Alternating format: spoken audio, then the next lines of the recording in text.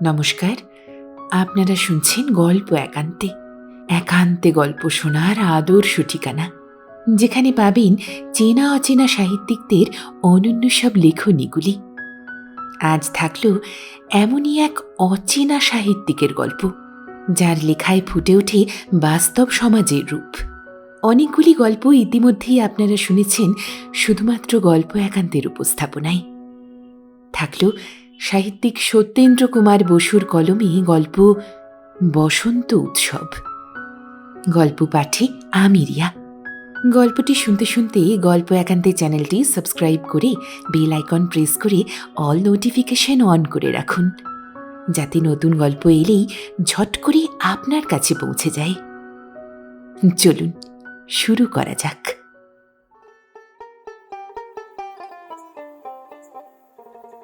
বাগবাজার বাবু, আহিরি টোলা, বাগবাজার। ঘাটের মাঝিরা খুবই হাঁক ডাক করছিল। ঘাটে ও ঘাটের সামনের চাঁদনিতে যেন রথ দোলের ভিড়। আশেপাশেও অবিরাম জনস্রোত, যেন জাহ্নবী স্রোতের মতোই অনন্ত অবিশ্রান্ত। শিশুর ক্রন্দন, বালক বালিকার হুড়াহুড়ি, পুরনারীদের হাস্য কলরব, বৈরাগীর খঞ্জনির সঙ্গে গান, ভিখারির একতারার নিক্কণ, ছোকরা বাবুদের থিয়েটার সঙ্গীত, নেশার দম, মাতালের হল্লা, এ সকলের সাথে দাঁড়ি মাঝিদের যাত্রী শিকারের চিৎকার দক্ষিণেশ্বরের মায়ের মন্দিরের ঘাটটিকে গুলজার করে রেখেছিল। অনিল বরণ ঘাটের উত্তর পার্শ্বের পোস্তার উপর একান্তে ভাদ্রের ভরা গঙ্গার অনন্ত প্রবাহের দিকে নিবদ্ধ দৃষ্টি হয়ে দাঁড়িয়েছিল। তার হাতের তুলিটা অযত্নে ধৃত। সে যেন এই কর্মকোলাহল থেকে কোথায় কোন অজানা জগতে চলে গিয়েছে। হঠাৎ পাশে বৈরাগীর একতারা বেজে উঠল, সঙ্গে সঙ্গে গান। এই কলেবর যেন পরের ঘর, ভাড়া দিয়ে আছো এ যে ভাড়াটে ঘর। অনিল স্মিত মুখে সেদিকে তাকানো মাত্রই বৈরাগী বললে, একটি পয়সা দাও বাবা। অনিল হেসে বললে, ঠিকই গাইছিলে বাবাজি। কলেবরটা ভাড়াটে ঘরই বটে, কবে আছি কবে নেই কে বা কার, কি বলো? গরিব দুঃখী ভিক্ষে করে খাই বাবা, একটি পয়সা দাও বাবা, ধনে পুত্রে। অনিল ভিক্ষাটা দেবার সময় বললে, ভাড়াটে ঘর বটে, কিন্তু ভাড়া জোগাবার জন্য ভিক্ষের ঝুলিটাও কাঁধে করতে হয় না বাবাজি। বৈরাগী সে কথায় কর্ণপাত না করে অনিলকে 100 বৎসর পরমায়ু এবং ধনী পুত্রের লক্ষ্মী প্রদান করে অন্যত্র শিকারের সন্ধানে চলে গেল। চিত্রশিল্পী হলেও অনিল কাঁচা বয়স থেকেই সংসারের ঝড়ঝাপটায় নাকানি চোবানি খেয়ে বস্তুতান্ত্রিকতায় বিলক্ষণ পাকাপোক্ত হয়ে উঠেছিল। সে যাই ভাবুক, প্রকাশ্যে কেবল বললে, এমন ভিখিরি সন্ন্যাসীর ঘটা আর কোথায় আছে? আরে! হঠাৎ বিস্ময়সূচক সম্ভাষণে অনিল ভয়ানক চমকিত হল। সম্মুখে যাকে দেখল তাতে তার বিস্ময়ের সীমা রইল না। সেও সমান ওজনে বললে, আরে অনিল, তুই এখানে? আর প্রণব, তুই কোত্থেকে ভাই? আগন্তুক অনিলের হাতের ওপর দুখানা হাত রেখে বললে, 10টা বছর, একটা যুগ না রে অনিল। কোথায় ছিলি তোরা একদিন? কি করিস? কোথায় থাকিস? আর পুষ্প, সে কোথায়? ঝড়ের বেগে কথাগুলো একের পর এক বের হতে লাগলো। অনিল তন্ময় চিত্তে বাল্য ও কৈশোরের অভিন্ন হৃদয়ে সতীর্থ বন্ধুর আপাদমস্তক লক্ষ্য করছিল। প্রণব, তার আদর্শ প্রণব। রমণী সুলভ কমনীয় লাবণ্য এখনো তার সুন্দর সুগৌর আননে। দীর্ঘায়ত নয়নে, কুঞ্চিত কেশ দামে, প্রতিটি অঙ্গভঙ্গিতে, প্রতিটি পাদবিক্ষেপে লীলায়িত হচ্ছিল। এখনো চিন্তালেশহীন মুখমণ্ডল বালকের সরল হাসির আলোকে সমুজ্জ্বল। স্বভাব কবি কিশোর সাহিত্যিক প্রণব কুমার দীর্ঘ 10 বছরেও বিন্দুমাত্র পরিবর্তিত হয়নি। পরিবর্তন যা কিছু তা কেবল বহিরাবরণে, বেশ প্রসাধনে। আর সে কি তার হাস্যপ্রফুল্ল নয়নের কোলে কালিমা রেখা লক্ষ্য করেছে? তার প্রশস্ত ললাট কি রেখাঙ্কিত বলে মনে হচ্ছে? কিরে, হাঁ করে আমায় তাকিয়ে দেখছিস কি? আমি কি চিড়িয়াখানার জন্তু নাকি? যা জিজ্ঞাসা করলুম জবাব দিলি না তো। প্রণব পাশনেখানা সুদৃশ্য রেশমি রুমালে মুছে ফেললে। সমস্ত বাতাসটা মূল্যবান এসেন্সের গন্ধে ভরে উঠল। সঙ্গে সঙ্গে তার আঙুলের হীরকখণ্ডগুলি ঝকমকিয়ে উঠল। তার জরিদার দিল্লিয়াল লাপেদের উপর অযত্ন বিন্যস্ত সিল্কের চাদরখানা লুটিয়ে পড়েছিল। অনিলবরণ সেখানা তুলে ঝেড়ে ঝুড়ে যথাস্থানে সন্নিবেশিত করল। বললে, আমাদের কথা জিজ্ঞাসা করছো? সে 7 কাণ্ড রামায়ণ। দুবেলা পেটের অন্ন জোটানোই যাদের দায়, তাদের আবার চাল চুলো।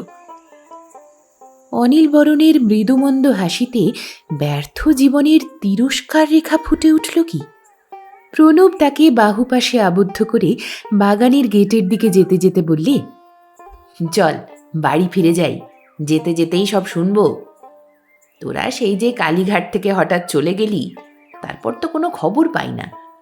এখন কি কলকাতাতেই আছিস? পুষ্প সে কোথায়? শ্বশুর বাড়িতে বোধ হয়। অনিলের মুখে ম্লান হাসির রেখা দেখা দিল। সে বললে, হ্যাঁ, কাঙালের রাজদক্ত, গরিব দুঃখীর ঘরের কালো মেয়ে, তার আবার বিবাহ। কালো মেয়ে? তার মানে? মানে যা তাই। ছোট বোনের মতো দেখতে, ভালোবাসতে তাই। না হলে বাঙালি ঘরের শ্যামবর্ণ বলতে যা বোঝায় তাই কি নয় ভাই? কে নেবে বিনি পয়সায় তাকে বলো তো। এত তরুণ বয়সে এ কি বিষাদের সুর! প্রণবের সদা সুখান্বেষী তরল মন যেন শ্বাসরুদ্ধ হয়ে উঠল। সে অন্য কথার অবতারণা করে বললে, হাতে এটা কি রে? তুলি নাকি? ছবি আঁকিস নাকি? কি আঁকছিলি? মন্দির না বালি ব্রিজ? শখ তো কম নয় দেখছি এই ভিড়ে। অনিল ম্লান হাসি হেসে বললে, হ্যাঁ, শখই বটে। ব্যবসাদারদের বিজ্ঞাপনের ছবি জুগিয়ে কোনো রকমে পেটের ভাতটা জোগাড় করা আর কি। এটাকে যদি শখ বলতে চাও তো বলো। তাও তো সব দিন জোটে না। অনিল দীর্ঘ নিঃশ্বাস ত্যাগ করে নীরব হল। প্রণবের প্রাণে দাগ পড়ল কি? সে কিন্তু কোনো জবাব না দিয়ে সুবর্ণ শীর্ষ হস্তিদন্তের ছড়িটা তুলে গেটের দিকে নির্দেশ করে বললে, চল ওই দিকে, ওইখানে গাড়ি আছে। অনিল বললে, বাহ, আমি যাব প্রায় বালিগঞ্জের কাছাকাছি, চক্রবেড়ে। বটে, তা আমিও তো যাব বেলতলা, তোকে পৌঁছে দিয়ে যাব। অমনি পুষ্পের সঙ্গে দেখাও করে যাব ক্ষণ। তা এলি কিসে? কেন, বাসে। আরে রাম, ওহ যে ধুলো আর যা ভিড়, আমি হলো তো দম আটকে মারাই যেতাম। আর তোর জোর? এই ক্যাম্বিসের ব্যাগে তোড়জোড় তো ভারী। অনিল অন্যমনস্কভাবে জবাবটা দিল বটে, কিন্তু সে তখন ভাবছিল কালীঘাট শানগরে তাদেরই চালার পাশে প্রণবদের জীর্ণ পর্ণকুটিরের কথা। পথের ধুলায় তাদের খেলাধুলা। আজ প্রণব বাসের কথায় নাক কুঁচকে ফেললে।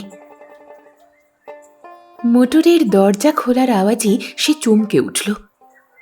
সামনে প্রকাণ্ড সুদৃশ্য মোটর। এ কি প্রণবের?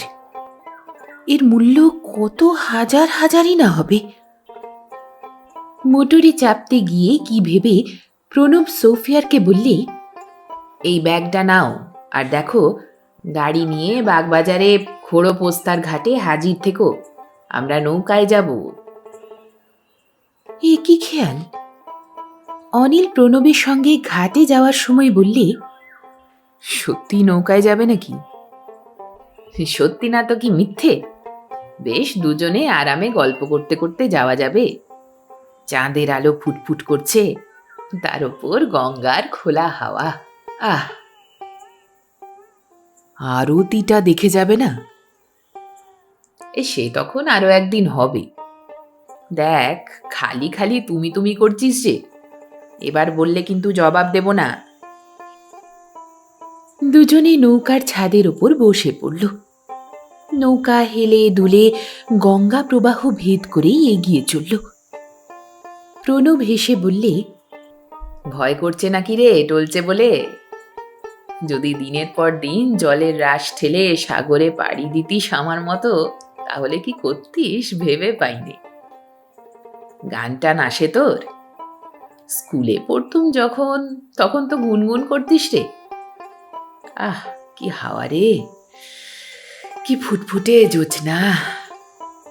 ওই নৌকোটায় কি চমৎকার বাঁশি বাজাচ্ছে দেখ। ইচ্ছে করছে গলা ছেড়ে গান ধরি। বলতে বলতে প্রণব বালকের মতোই কমনীয় কোমল কণ্ঠে গান ধরল। চারু রূপ রাশি মধুমাখা হাসি, বড় ভালোবাসি তোমারে শশী। গাইতে গাইতে সে তন্ময় হয়ে গেল।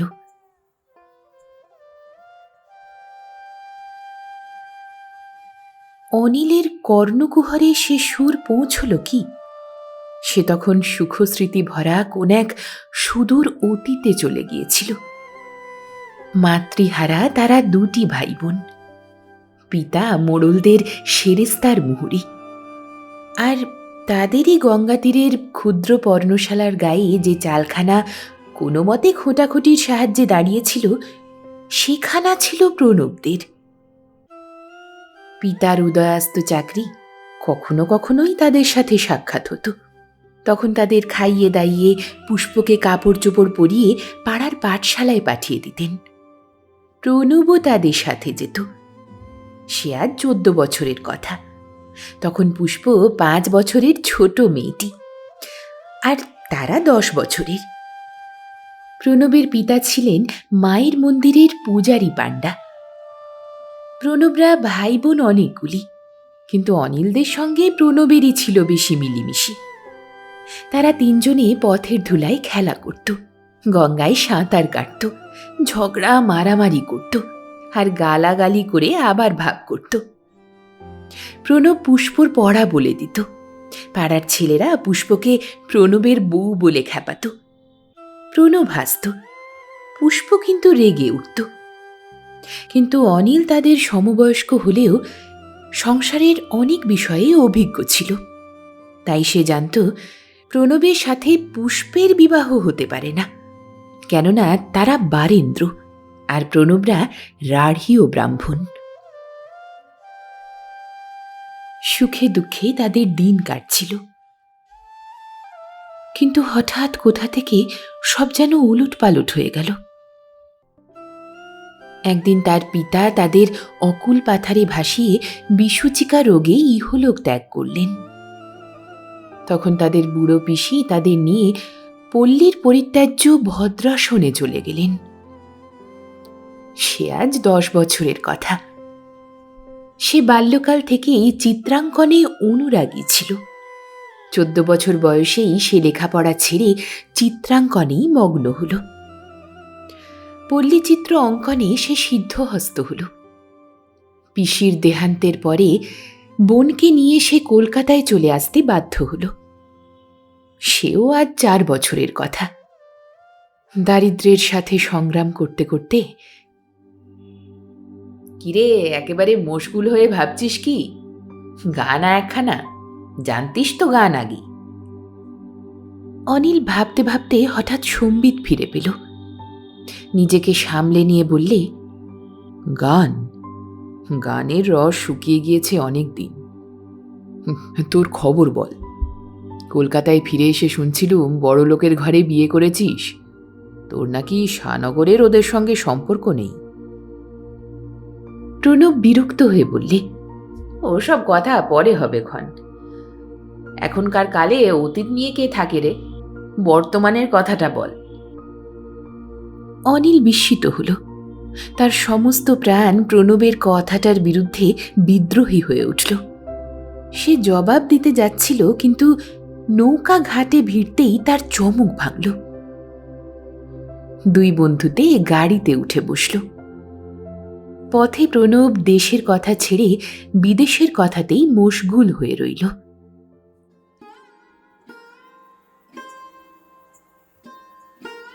6 মাস পরের কথা।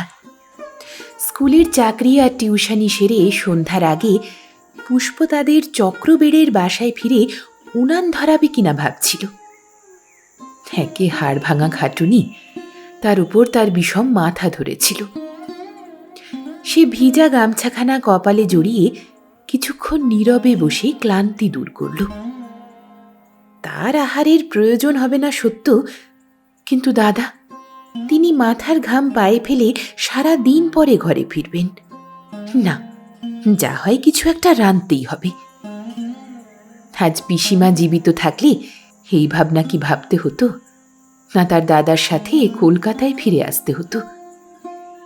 দুঃখ বেদনা জড়িত অতীত, বর্তমানও তাই। ভবিষ্যতে হয়তো আরও কি সঞ্চিত আছে কে জানে। অলক্ষ্যে চোখের প্রান্তে এক ফোঁটা জল গড়িয়ে পড়ল। জনবিরল পল্লীর জরাজীর্ণ একতলা বাসা বাড়ি, তাও মাসিক ভাড়া 18 টাকা। ভাই ভগিনী উভয়ে পরিশ্রম করে উদরান্ন সংস্থান করছে, তাও দাদার আয়ের কোনো ঠিক ঠিকানা নেই। ফুরনের কাজ, যেমন জোটে তেমনই আয়। হঠাৎ মোটরের হর্ন বাজল। তাদের কুটিরের দরজাতেই না গাড়িটা থামল। কে আর হবে, নিশ্চিতই বৌদি, প্রণবদার বউ আহ্লাদি পুতুল। পুষ্প গামছাখানা ফেলে তাড়াতাড়ি বাইরে এসে দাঁড়ালো। নে নে পুষ্প, চট করে কাপড়টা ছেড়ে নে, 6:30 আরম্ভ। চল চল, সবাই বসে আছে তোর জন্যে। আগন্তুকা গাড়ি থেকে ব্যস্তভাবে পুষ্পকে আহ্বান করলে। সে শৈলজা, তার প্রণবদার স্ত্রী।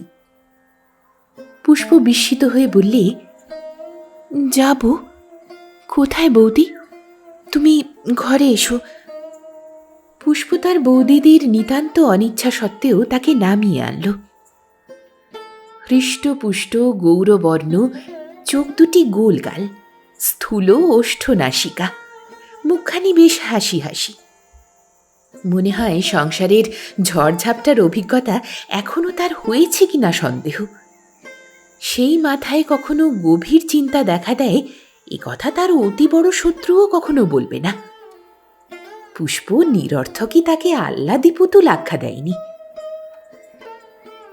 পুষ্প তাকে বসবার জন্য পীড়াপিড়ি করলে সে বললে, না ভাই, আজ না।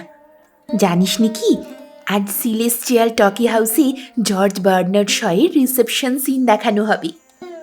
ডাবলিন ইউনিভার্সিটির লেডি গ্র্যাজুয়েটরা অভিনন্দন করবেন, তাই আজ আমরা সবাই যাচ্ছি।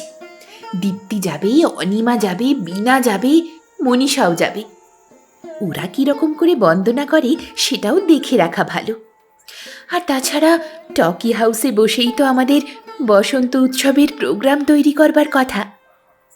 তোর পাঠটাও ঠিক করা হবে। তোর ও বাড়ির দাদা গুরুদেবের যে প্রশস্তি কবিতাটা লিখেছেন, সেইটে তোকে আবৃত্তি করতে দেওয়া হবে বলে কথা হচ্ছে। তিনি প্রায়ই তো আসেন এখানে, নিজেই শিখিয়ে দিয়ে যাবেন রোজ এসে। গৈরিক নিস্রাবের মতো কথার অনন্ত স্রোত বয়ে যাচ্ছিল। পুষ্প বাধা দিয়ে বিনীত কণ্ঠে বললে, আজ যে ভাই দাদার এখনো খাওয়া হয়নি। সে ভাবনা তোকে ভাবতে হবে না, গিয়েই বাসু ঠাকুরকে পাঠিয়ে দেব ক্ষণ, জানলি? উফ, শোটা বোধহয় হয়ে গেল। নে লক্ষ্মীটি, কাপড়টা ছেড়ে নে। ফাল্গুনের গোধূলি, তখনও বেশ আলো রয়েছে। সেই আলোকে রিস্ট ওয়াচটা দেখে শৈলজা আরো ব্যস্ত হয়ে উঠল। বললে, আরো দেরি করে বাঁদরি কথাকার। তোর কি একটু উৎসাহ নেই? রাজ্যের লোক আসবে উৎসব দেখতে, তার মধ্যে এত বড় একটা পাঠ করবি। কত মেয়ে যে ওটা চেয়েছিল, কি বলবো রে। কত লোকের চোখ তোর ওপর পড়বে বলতে কি, তার উপর স্বয়ং গুরুদেবের আশীর্বাদ। কত জন্ম তপস্যা করেছিলি বল দেখি, যে যার একটা মুখের কথা পেলে লোকে জন্ম সফল বলে মনে করে, তিনি গায়ে হাত দিয়ে আশীর্বাদ করবেন। বল দেখি, এই সৌভাগ্য কে পেতে না চায়? ঝড়ের মতো শৈলজা কথা বলে যাচ্ছিল। চিন্তা নেই, ওজন নেই, সহজ অনায়াস গতি, ভাবলেশহীন জীবন প্রবাহের মতোই সেই কথার প্রবাহ।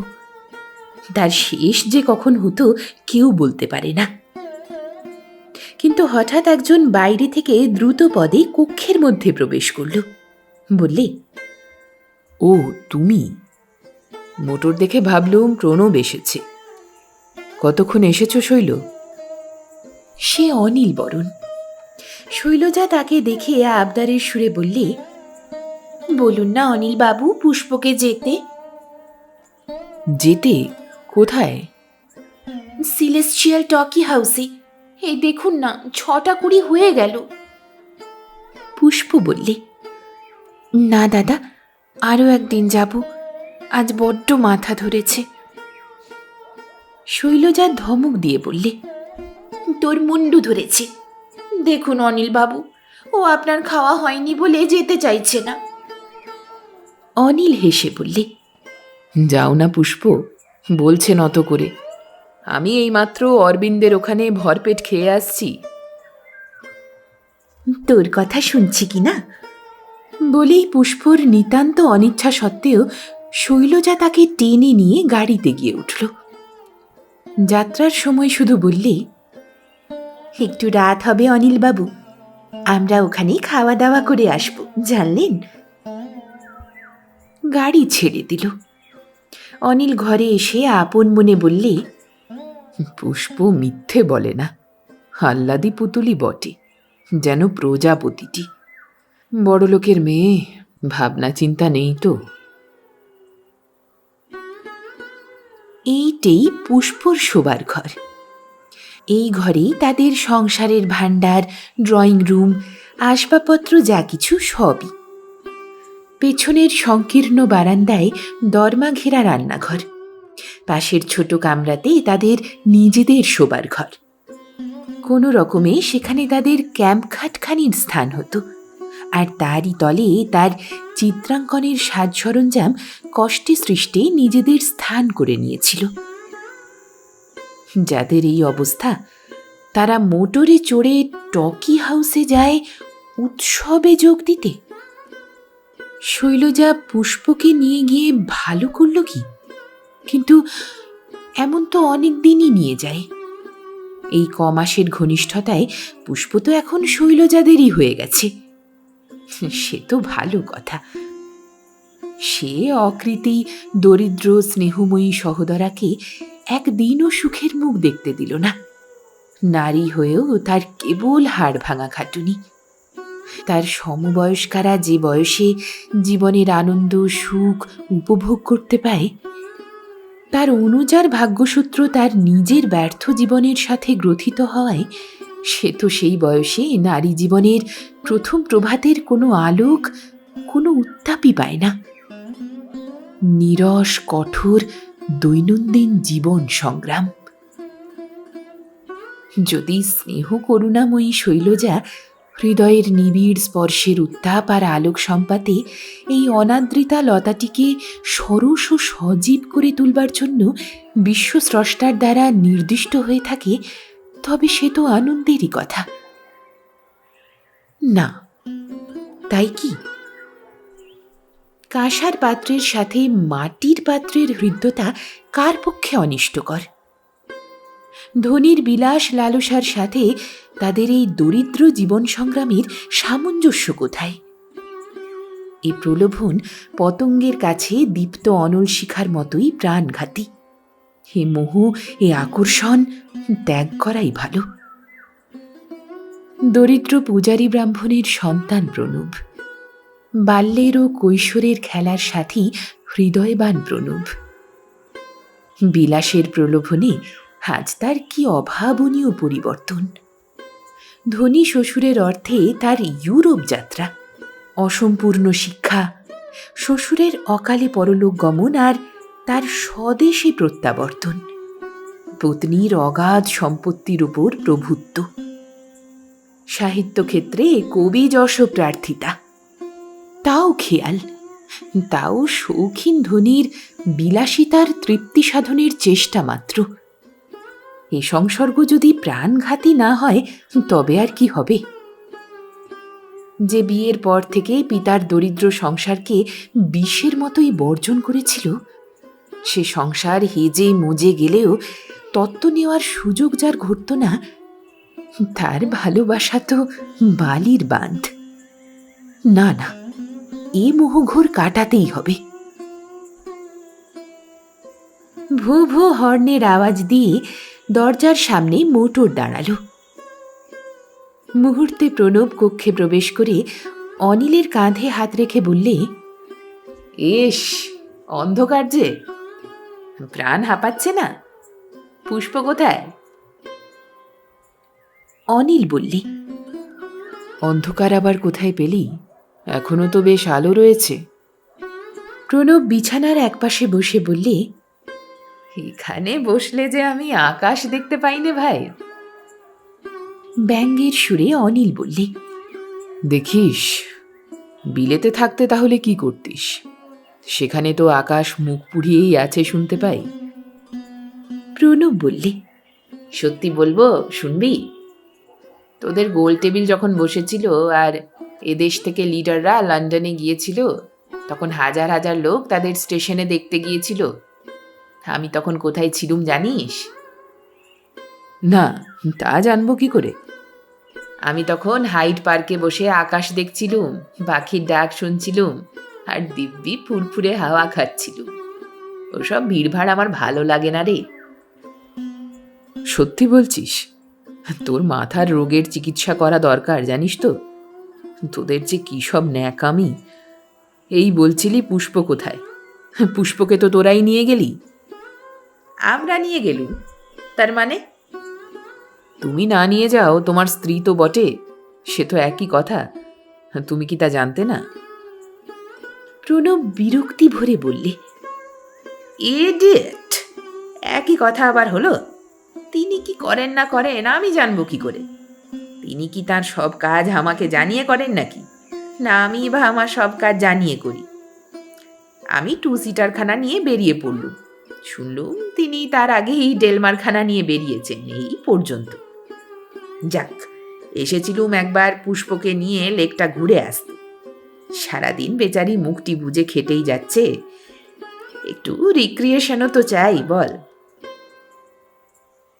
এখানা কি রে? দেখি রে হ্যারিকেনটা। ও, আমারই বাসর সজ্জা। বাহ বাহ, গোড়ার গোটা 3-4 পাতা আবার কাটা, বাকিটা যে খোলেই নি একেবারে। প্রথম গল্পটার মাথায় কি লিখেছে পুষ্প? ছি ছি, তার মানে? পুষ্প কেন ও কথা লিখেছে পুষ্পই বলতে পারে। তবে তোর বর্তমান কাগজে কে একজন অচ্যুত নাকি একটা গল্প লিখেছিল, পুষ্প খানিকটা পড়েই বলেছিল রাবিশ। কেন জিজ্ঞাসা করলে বলেছিল প্রণব দ্বারা যেন কি, বাড়ির ভেতরে নাকি এসব ছাইপাঁশ পড়তে দেয়। রাবিশ? পুষ্প বলেছিল রাবিশ? হ্যাঁ, আর তোদের অঘ্রাণের সংখ্যায় কি একটা শিহরণ নাকি একটা কবিতা বেরিয়েছিল না? তা নিয়ে পুষ্প যা করলে তা যদি শুনিস। অ্যাঁ, শিহরণটা পছন্দ হলো না? যা এ যুগের শ্রেষ্ঠ কবিতা বলে আদর পেয়েছে, হ্যাঁ? বলিস কি রে? পছন্দ কি বললে নর্দমা। আমি তো হেসেই খুন। কবিতা টবিতা বুঝি নে তো। হ্যাঁ, নর্দমা। রিয়েল লাইফে যা ঘটেছে তাই ফুটিয়ে তোলাই তো আর্ট। না, এখনো যে জঙ্গলি আছে দেখছি। যাক, আজ উঠলুম। পুষ্পকে কাল সন্ধ্যার সময় ঠিক হয়ে থাকতে বলিস, বেড়াতে নিয়ে যাব। বাইরে এসে প্রণব তন্ময়ভাবে বললে, কি সুন্দর। কি আবার সুন্দর রে? প্রণব গদগদ কণ্ঠে বললে, ওই আকাশের কোণে ভাঙা ভাঙা মেঘের বুকে কাস্তের মতো চাঁদ। আহা! অনিল হাসতে লাগল। তার হাস্যরবে প্রণবের ধ্যান ভঙ্গ হল। সে বললে, হাসলি যে? যাক, ছবির কদ্দূর কি করলি জানিস তো, আর সময় নেই। ছবি ও হয়ে এলো, তবে তোদের উৎসবওয়ালাদের মনের মতো হবে কিনা জানি না। ভক্তি শ্রদ্ধা যদি তোদের মতো থাকতো। প্রণব নাক কুঁচকে বললে, তা থাকবে কেন? সে সৌভাগ্য হলে তো দেশ শুদ্ধ লোক মাথা নোয়াচ্ছে। এ যুগের অবতার। তা ঠিক। কি জানি ভাই, এই পাষণ্ড মন কেন যে রসে বঞ্চিত। তবে আমার মতো নগণ্য গরিব একটা লোক কি ভাবলে না ভাবলে, তাতে তোদের গুরুদেবের তো বড্ড বইই গেল। সে কথা হচ্ছে না। দেশটা এত ব্যাকওয়ার্ড যে হিরো ওয়ারশিপ করতে শিখলে না। জাতটা বড় হবে কি করে বল দেখি? সোয়েডেনবার্গ, নেপোলিয়ান, বুদ্ধ, চৈতন্য, রামমোহন, যারাই জগতে একটা নতুন আইডিয়া এনেছেন, একঘেয়ে ভাবের স্রোত ফিরিয়ে দিয়েছেন, তাদেরই লোকে প্রথমটা চিনতে পারেনি। পুরনোটা ভেঙে দিয়ে তার উপর চির নতুন, চিরসবুজ বর্তমানটা গড়ে তোলাতেই শিক্ষাগুরুর সন্ধান পাওয়া যায়। কত কত নতুনের বাণী, কত কত সবুজ বার্তা। তার চিরসবুজ মনের কোথাও একটু টোল খেয়েছে কি? মনটা সবুজ থাকলেই পৃথিবীটাকে যথার্থ ভোগ করা যায় রে। হে তো তোদের মুনি ঋষিদের গল্পেও পাওয়া যায়। উৎসাহী উদ্দীপনায় প্রণবের নয়নদয় ধকধক করে জ্বলে উঠল। অনিল তাতে সায় দিয়ে বলল, তা ঠিক। পৃথিবীটাকে এমন করে ভোগ করা কি সহজ কথা? প্রণব সগর্বে সানন্দে মাথা দুলিয়ে বললে, ক্ষমতা চাই, মনুষ্যত্ব চাই। দেহ পুরনো হলেও মনটা সবুজ রাখা চাই। ধনজন মিথ্যে, সংসার মিথ্যে, কি শিক্ষাই পেয়েছি আমরা। সাধে কি দেশটা উৎসন্ন গেল? অনিল অমনি ছোটবেলার পাঠ্য বই থেকে একটা আবৃত্তি করলে,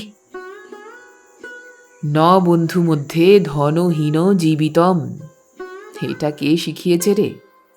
এই শিক্ষাটাও যদি এদেশে না থাকতো, তাহলে দেশের এই দুর্দিনেও এত জয়ন্তী ময়ন্তী হতো কি করে? ওসব টাকার খেলা রে। প্রণব যেন হঠাৎ তন্দ্রাভগ্ন হয়ে বললে, ওহো, আজ যে উৎসব, এক্সিকিউটিভের মিটিং এখনই। জয়ন্তী হবে না? যারা সাহিত্য জগতের বা কাব্য জগতের গুরু, তাদের জয়ন্তী তো হবেই।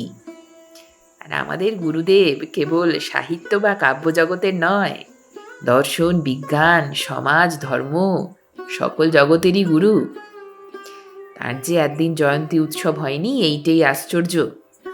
এই মধুমাসেই তাই আমরা তার জন্য একটা উৎসবের আয়োজন করেছি জানিস। এমন সৎকার্যে যদি টাকা খরচ হয়, তবে তোদের চোখ টাটায় কেন বল দিকি? যাক, আজ আর দাঁড়াবো না, বুঝলি? চললুম রে। ছবির কথা যেন মনে থাকে। আর পুষ্পকে বলিস কাল আসবো। প্রণব চলে গেল।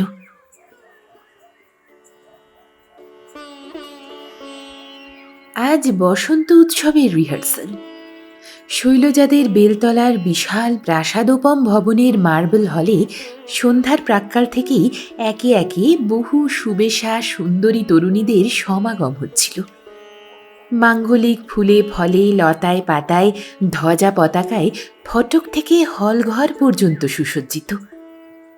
চিত্রবিচিত্র বৈদ্যুতিক আলোকমালা রজনীর গাঢ় অন্ধকারকে দিনের আলোকে পরিণত করেছিল।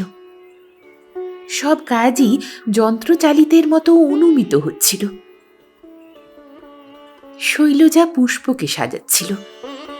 পুষ্পের ভূমিকা উপেক্ষণীয় নয়, কেননা সেই তো প্রশস্তি কবিতা আবৃত্তি করবে, আবার পঞ্চকুমারীর অন্যতমা রূপে গুরুবরণও করবে, আরতিও সে করবে। এই প্রথম একত্র রিহার্সাল। শিক্ষার এখনও অনেক প্রয়োজন। আজ কেবল নারী সম্মেলন, তবে বিচারক রূপে কয়জন নিতান্ত আত্মীয় স্বজন পুরুষ উপস্থিত থাকবেন। পুষ্পের কেশ প্রসাধন করতে করতে শৈলজা বললে, কিলো এর মধ্যে কেঁপে মরছিস যে, মরণ। পুষ্প সত্যিই কাঁপছিল।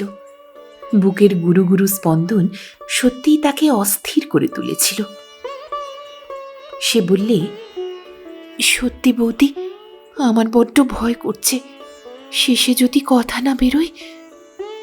দূর পোড়ার মুখী, স্কুলে পড়াস কি করে? আমাদের তো এসব ভাত ডালের মতো হয়ে গেছে। তা হোক বৌদি, আমার বুক কাঁপছে।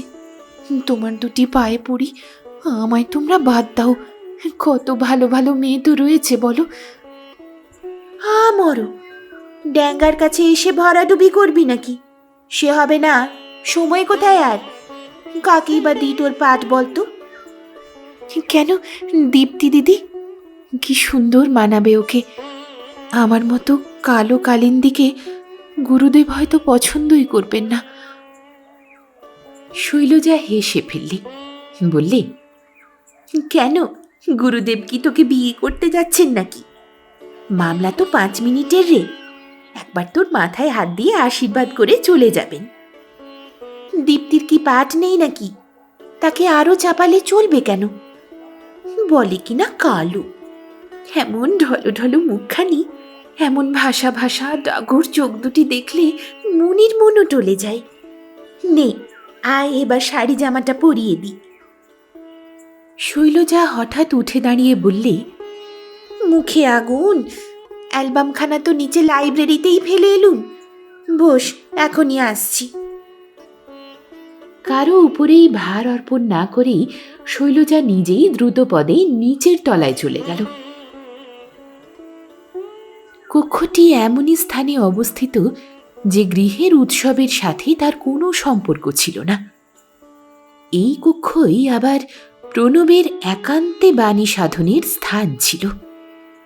স্বামী স্ত্রী ভিন্ন তথায় অপর কারোর বিশেষ গতিবিধি ছিল না। কক্ষের দরজা ঠেসানো ছিল, ঠেলতেই খুলে গেল। ভেতর অন্ধকারাচ্ছন্ন। শৈলজা আলোকের সুইচটা টিপতেই কক্ষ আলোক উদ্ভাসিত হল। সে সবিষয়ে দেখল তার স্বামী জানলার একটি পাল্লা খুলে উৎকর্ণ হয়ে তার পাশে বসে আছে। প্রথম আলোক সম্পাতেই প্রণব চমকিত হয়ে বিরক্তি ভরে বললে, আহ, কে রে? তারপর শৈলজাকে দেখে ঈষৎ রুষ্ট স্বরে বললে, এখানে আবার কি দরকার? 5টি বন্ধু বান্ধব এসেছে। শৈলজা সে কথায় কর্ণপাত না করেই বললে, ওখানে অন্ধকারে বসে কি হচ্ছে? আহ, সব মাটি করলে যে, শুনতেই দিলে না দেখছি। ও মা, জানলার ধারে অন্ধকারে বসে ওত পেতে কি শুনছিলে আবার? বস্তির ঝগড়া। এ মাসের বর্তমানে একটা গল্পের মাল মশলা জোগাড় করছি, তা নিশ্চিন্ত হয়ে কিছু করবার জো আছে কি? শৈলজা হেসে ফেললে, বললে, অবাক! ওই ছাইপাঁশ ছোট লোকের ঝগড়া হবে মাল মশলা? বাঁচিনি বাবু। প্রণবের 2 চোখে আগুন জ্বলে উঠল। ছোট লোকদের মুখে গরল থাকতে পারে বটে, কিন্তু আমাদের মতন অন্তরটাও গরল নয় তো তাদের। ঢাকা দিয়ে রাখলেই পচার দুর্গন্ধ যায় না। মনের অগোচর পাপ নেই তো। শৈলজা বিস্মিত হল। সে প্রণবকে কখনো এমন ধৈর্যহারা হতে দেখেনি। নিতান্ত উপেক্ষা ভরে বললে, তোমাদের মাল মশলা নিয়ে তোমরা থাকো, আমারও তো দরকার নেই। পুষ্পনে হাত মিথ্যে বলে না, অমন ছাইপাশ লেখা গেরস্তের ঘরের মেয়েরা পায়ে করে ঠেলে ফেলে দেয়। কথাটা বলেই সে অজান্তার অ্যালবামখানা নিয়ে ক্রোধে দ্রুত পদক্ষেপ করে উপরে চলে গেল। প্রণব নীরব বিস্ময়ে তার চলন্ত মূর্তির দিকে চেয়ে রইল। নিজের কক্ষে প্রত্যাবর্তন করতে না করতে তার মুখের গুরুগম্ভীর ভাব কোথায় অন্তর্ধান করল।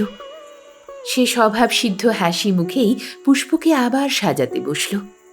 বললে, নে, এমনই করে পাশ ফিরে দাঁড়া, ঠিক এই অজান্তার ছবির মতো। পুষ্প সলজ্জভাবে বললে, ছি ছি বৌদি, ওই রকম করে?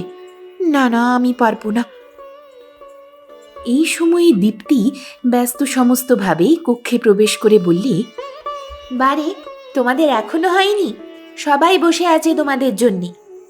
বা, বেশ মানিয়েছে তো পুষ্পকে, তোর বাহাদুরি আছে শৈল। দীপ্তি প্রাচীর বিলম্বিত দীর্ঘ দর্পণে নিজেকে একবার আপাদমস্তক দেখে নিল। একটি অলোক তুলে ধরে কানের পাশে বসিয়ে দিল। একবার শাড়ির ওড়নাখানিকে সরিয়ে যথাস্থানে সন্নিবেশিত করে দিল। শৈলজা পুষ্পের মুখমণ্ডলে শেষ একবার পাউডার পাফটা বুলিয়ে নিয়ে বললে, এই হলো ভাই। আচ্ছা ভাই, বিনাকে কেমন গুরুদেব সাজিয়ে দিয়েছে বল দেখি। দীপ্তি বললে, চমৎকার, গেরুয়ার থান, গেরুয়ার আলখাল্লা, কি মানিয়েছে গো। আর সত্যি বলতে কি, গলার মিষ্টি আওয়াজটা পোড়ারমুখী অবিকল নকল করেছে। এরই মধ্যে প্রায় কাঁদো কাঁদো অবস্থায় তিনুর মা হঠাৎ ছুটে এলো। অপরাধীর মতো দুয়ার প্রান্তে দাঁড়িয়ে বললে, শেফালি বড্ড কাঁদছে মা, কিছুতেই রাখতে পারছি নি আমরা, কেবল মা যাবো করছে মা। শৈলজা ক্রোধ কম্পিত স্বরে বললে, তা আমি কি করব? তোমরা সবাই রয়েছ কি করতে? আজকের দিনটেও রেহাই দেবে না আমায়? দাসী আর দাঁড়াতে সাহস করলে না, ধুলা পায়েই কক্ষ ত্যাগ করলে। পুষ্পের প্রাণের মধ্যে কেমন আকুলি বিকুলি করে উঠল। বললে, যাও না বৌদি একবার, মেয়েটা 3 দিন ধরে বেহুশ জ্বর, মাকে একবারও খোঁজ করবে না? তাই কি হয়? না, করবে না। এমন কিসের আবদার? জ্বর যেন কারুর হয় না। মার কাছে যাব, 2.5 বছরের খুকি। দীপ্তি তাড়া দিতে থাকল। সবাই কক্ষ ত্যাগ করলে। কাজেই শেফালির তুচ্ছ কথাটা চাপা পড়ে গেল। পুষ্প মুখ ফুটে কিছু বলল না বটে, কিন্তু তার মনটা ভার হয়ে রইল।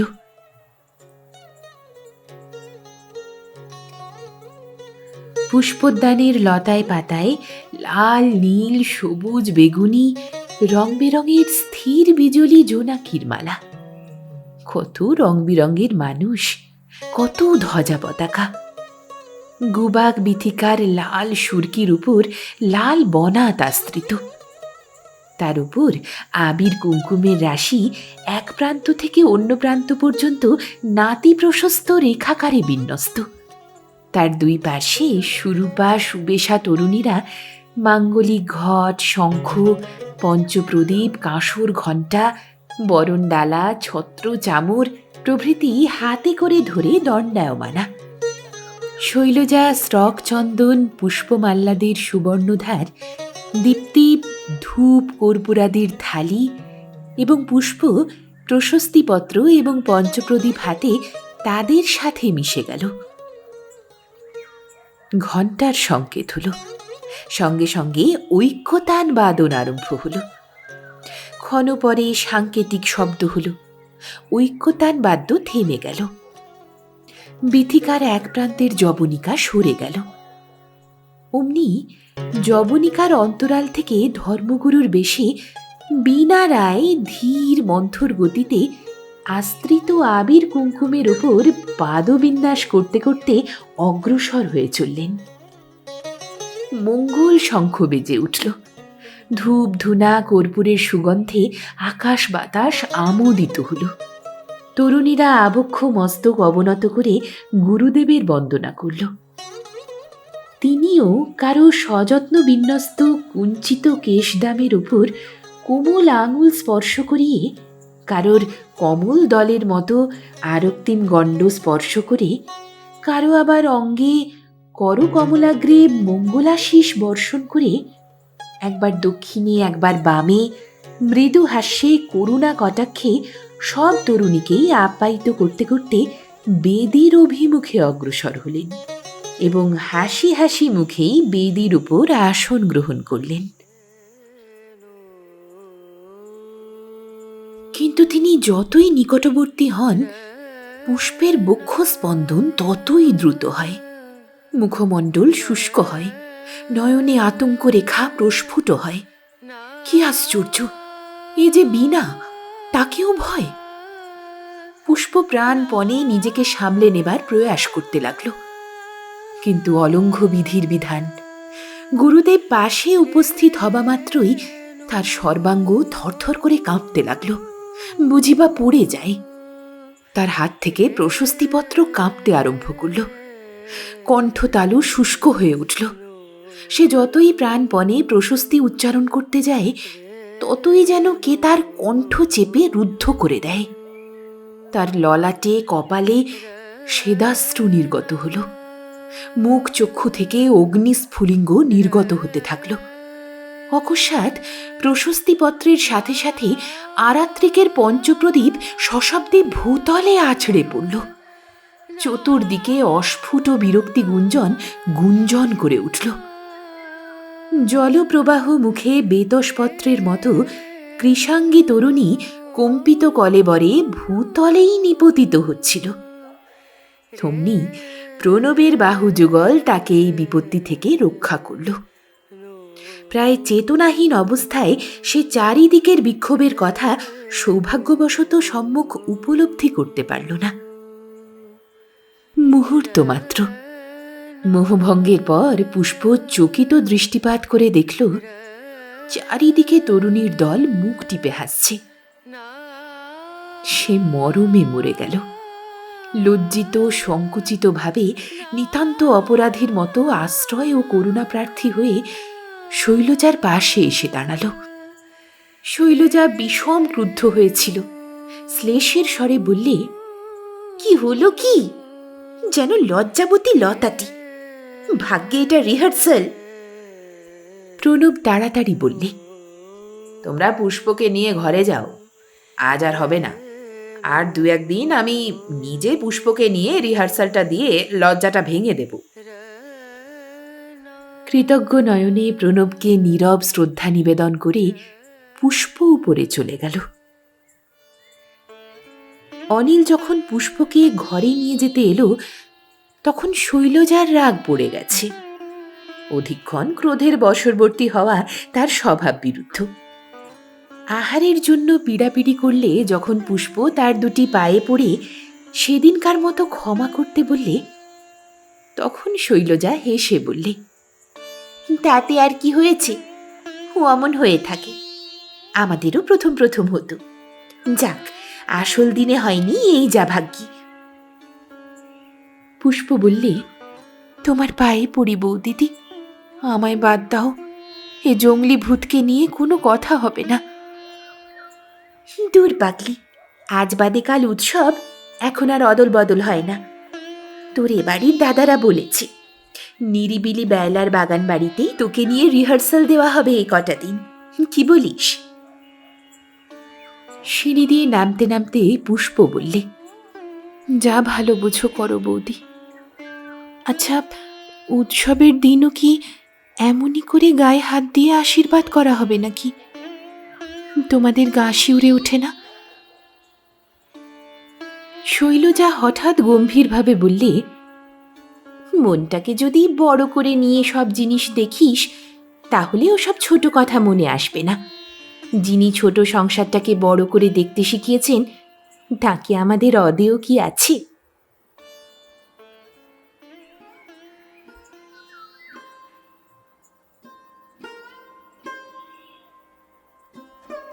সেদিন বাগান বাড়িতে উপস্থিত হয়ে পুষ্প উৎসুক নেত্রে প্রণবের দিকে চেয়ে একটা কথা জিজ্ঞেস করল। কই, বৌদি তো আসেননি এখনো প্রণবদা? বাগান বাড়ির দোতলায় ওঠার পর শৈলজাকে না দেখতে পেয়ে পুষ্প কেমন অস্বস্তি বোধ করছিল। এত বড় বাগান, কিন্তু মালিরা ছাড়া তো কেউ নেই। প্রণব সোফার উপর আধশোয়া অবস্থায় ধূমপান করছিল। সে বললে, তাদের তো আগে আসবার কথা, বোধহয় দীপ্তিতে সকলকে তুলে আনতে দেরি হচ্ছে, এই এলেন বলে। প্রশস্তিটা বেশ মুখস্থ হয়েছে তো, বলে যাও দেখি। পুষ্প একবার মনে মনে আবৃত্তি করে নিয়ে কবিতাটা বলে যেতে লাগলো। তরুণীর কোমল কণ্ঠস্বর ঈষৎ কম্পিত হচ্ছিল বটে, কিন্তু সে যেন বীণার ঝংকারের মতোই অনুমান হচ্ছিল। প্রণব মাঝে মাঝে, বাহ সুন্দর, না না না, ওখানটা একটু থেমে আরো জোর দিয়ে, বলিয়ে আবৃত্তির সমালোচনা করতে লাগলো। সে একবার উঠে কবিতাটা নিয়ে বললে, দেখি এমনই করে চাও দিকি আমার দিকে। ও কি, চোখ নামিয়ে নিচ্ছ যে, এখনো লজ্জা? ছি ছি, ও কি, সরে যাচ্ছ কেন? এসো। পুষ্পের প্রাণ হাঁপিয়ে উঠল। প্রণবের চোখে এমন চাউনি সে তো কখনো লক্ষ্য করেনি। ভীত কণ্ঠে সে বললে, প্রণবদা, আমায় বাড়ি রেখে এসো, আজ আমার শরীরটা ভালো লাগছে না। দূর পাগলি, আর দিন কোথায়? নাও বলে যাও দেখি ছত্রকটা আরো একবার।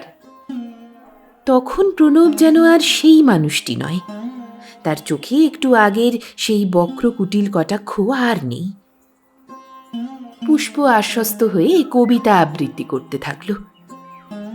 প্রণব একবার বললে, বাইরের খোলা আকাশে খোলা বাতাসে আরো ভালো হবে, যাক একটু রোদটা পড়ে আসুক। আবৃত্তি চলতে থাকল। প্রণব মাঝে মাঝে আবৃত্তি এবং আবৃত্তির অনুরূপ অঙ্গভঙ্গি সংশোধন করে দিতে লাগল। একবার বললে, অমন করে চোখ নামিয়ে বলো না, বারবার তো বলছি।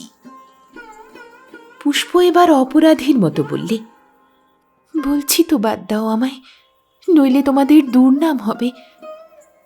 সে কথা তো হচ্ছে না, অভ্যাসে কি না হয়। গুরুদেব বলেন, দর্শকদের ভেড়ার পাল মনে না করলে বড় দরের বক্তা হওয়া যায় না। পুষ্প বললে, তিনি মহাপুরুষ, তার সঙ্গে কার কথা? দেখো না, যারা পায়ের নখের যোগ্য নয় তারাও খুঁড়িয়ে বড় হচ্ছে, তাকে খেলো করে গেরুয়া রুদ্রাক্ষ নিয়ে গুরু সাজছে। তাদেরও তিনি পিঠ চাপড়াতে ছাড়েন না। বোধহয় কারোরই বাহুবা তিনি ফেলতে চান না। হ্যাঁ, ঠিকই বলেছ, তার পাদুদক খেলে কত মুনি ঋষি তরে যায়। তা বটে, নইলে বড় বড় লোক মোটর জুড়িতে এসে তার পায়ে মাথা লুটিয়ে দেয়। আমাদের জাত তো তার নাম করতেই অজ্ঞান, তাকে নাকি তাদের অদেও কিছুই নেই। কথাটার পশ্চাতে প্রচ্ছন্ন ইঙ্গিত ছিল কি? থাকলেও প্রণব তা বুঝল না। সে প্রসন্ন চিত্তে বললে, তাহলে বুঝতে পেরেছ? যাক, তারপর? না না, ওরকম না, এই এমন করে বাপাটা বাড়িয়ে মাথাটা নিচু করে, এমন করেই, কিন্তু মাথা নিচু থাকলেও চোখ যেন না নামে, ঠিক, হ্যাঁ ঠিক এমন করে। আবার পুষ্পের আবাদ মস্তক লজ্জায় ক্ষোভে শিউরে উঠল। সে দুই হাত পিছনে এসে রুষ্ট স্বরে বললে, ও কি প্রণবদা? এতক্ষণে সে প্রণবের মুখ থেকে তীব্র সুরার গন্ধের উৎস খুঁজে পেল। প্রণব মৃদু হেসে বললে, আরে ছ্যা, নেহাত ছেলে মানুষ, এ যে অভিনয় রে। পুষ্প দারুণ ক্রোধে বললে, হাত ছেড়ে দাও বলছি, আমি এখনই বাড়ি যাব, তোমরা এমন। সে কথার মধ্যে কতখানি ঘৃণা, ক্রোধ উপেক্ষার ভাব লুকিয়েছিল প্রণব প্রকৃতিস্থ থাকলে নিশ্চয়ই বুঝতে পারত। প্রণব দুয়ার আটকে কুটিল হেসে বললে, ছি পুষ্প, মনে পড়ে ছেলেবেলার কথা? পুষ্প বাষ্পরুদ্ধ কণ্ঠে বললে, ভুলে যাচ্ছ কি আমি তোমার কে? নাও পথ ছাড়ো। ছি। প্রণব আবার পুষ্পের হাত ধরলে, মুখখানা উন্নত করে ধরে লালসা জড়িত স্বরে বললে, পুষ্প, ও পুষ্প, পুষ্প, আমায় দয়া করো, আমার এই বুকে খাণ্ডবের ক্ষুধা জ্বলছে। পুষ্প সবলে তার কবলমুক্ত হয়ে হাঁপাতে হাঁপাতে বললে, আমি না তোমার ছোট বোন? প্রণব সহসা স্তব্ধভাবে দাঁড়াল। তরুণী পুষ্পের দেহ থরথর করে কাঁপছিল। একটা বিদ্যুৎ শিখা যেন তার সমগ্র দেহ থেকে নির্গত হচ্ছিল। কিন্তু সে মুহূর্ত মাত্র। প্রণব আবার 2 পদ অগ্রসর হল, কিন্তু পুষ্পের মূর্তি দেখে চমকে দাঁড়াল। পুষ্প ক্রুদ্ধা ব্যাঘ্রীর ন্যায় নয়নে অনল বর্ষণ করে বললে, তোমরা এত নীচ, এত কাপুরুষ! দাদা না বিশ্বাস করে তোমাদের সঙ্গে আমায় ছেড়ে দিয়েছেন? তাহলে তোমরা যা লেখো তা মিথ্যে নয়। তোমাদের কাছে সম্বন্ধের বাজ বিচার নেই। প্রণব বাধা দিতে যাচ্ছিল। পুষ্প কোনো অবসর না দিয়েই বলে যেতে লাগলো, ভাবো কি, তোমাদের মনের মাপ কাটিতে মা বোনদের যেমন করে মাপো, সত্যিই তারা তাই? ছি ছি ছি, তোমাদের লজ্জা করে না মুখ দেখাতে? চললুম বৌদির কাছে, দরকার হলে হেঁটেই যাব। ক্রোধে ঘৃণায় পুষ্পের কণ্ঠ রুদ্ধ হয়ে এলো। প্রণব ক্ষণকাল নীরব থেকে ব্যথা ভরা কণ্ঠে বললে, ভুল বুঝেছ পুষ্প, তোমাদের বৌদি শুনলেও কিছু করবেন না। তিনি তার খেয়াল নিয়ে থাকেন, আমিও আমার খেয়ালে থাকি, কেউ কারুর কাজে মাথা ঘামাই না। পুষ্প সিঁড়ি দিয়ে নামতে নামতে বললে, আগুন সাক্ষী করে বিবাহ করেছেন না? বিবাহ? পয়সার সঙ্গে বিবাহ পুষ্প? আগুন কেন? কোনো সাক্ষী মানে না। এই বিবাহের সুখ কি, এর বন্ধনই বা কি? প্রাণ যা চায়। ও মা, তোরা এরই মধ্যে আরম্ভ করে দিয়েছিস? আয় ভাই দীপ্তি, ওদের নিয়ে উপরে যাই চল। কলহাস্যের রোলে সিঁড়ি মুখরিত করে শৈলজা সখীদের সঙ্গে নিয়ে উপরে উঠে এলো। প্রণব কোনো রূপ বিকৃতির ভাব না দেখিয়ে হেসে বলল, এই যে আমরা নিচেই যাচ্ছিলুম তোমাদের এগিয়ে আনতে, গাড়ির আওয়াজ পেলুম কিনা? পুষ্প বলছিল বাগানেই রিহার্সাল দিতে। এটা কি মনের উপর অদম্য শক্তি প্রয়োগের পরিচয়, নাকি এদের এ সকল বিষয়ে গা সওয়া হয়ে গিয়েছে? পুষ্প বিস্মিত স্তম্ভিত হল। সে কোনো দিকে ভ্রুক্ষেপ না করে শৈলজাকে বললে, তোমার সোফিয়ারকে আমায় বাড়ি রেখে আসতে বলে দাও বৌদি। সে কি রে? পুষ্প ধরা গলায় বললে, কিছুই না, তোমাদের উৎসবে আমি থাকতে চাইনে। গরিবের এ খেয়াল আর সইবে না বৌদি। পুষ্প দাঁড়ালো না, দ্রুত পদে সিঁড়ি দিয়ে নেমে গেল।